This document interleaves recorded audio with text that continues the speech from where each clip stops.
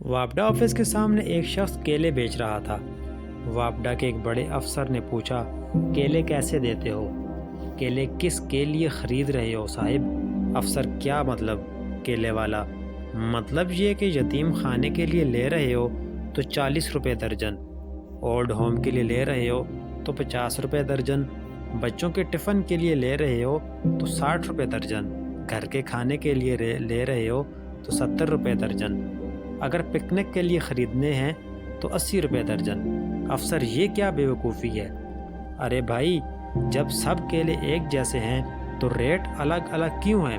केले वाला, पैसे की वसूली का स्टाइल तो आप लोगों वाला ही है। जैसे 1 से 100 यूनिट का रेट अलग, 100 से 200 का अलग, 200 से 300 का अलग, 300 से 400 का अलग। बिजली तो एक ही खंबे से देते हो, तो फिर घर के लिए रेट अलग, दुकान के लिए रेट अलग, कारखाने का रेट अलग। और एक और बात, मीटर की कीमत हमसे लेकर फिर मीटर का किराया अलग लेते हो। इनकम वापडा की होती है और इनकम टैक्स और सेल्स टैक्स हमसे अलग अलग लेते हो। सरचार्ज और एक्स्ट्रा सरचार्ज क्या बला है जो हमसे लेते हो? मीटर क्या अमेरिका से इंपोर्ट करवाया है? 25 साल से मीटर ख़रीद कर भी उसका किराया भर रहा हूँ। आखिर मीटर की कीमत कितनी है, आप बता दो मुझे।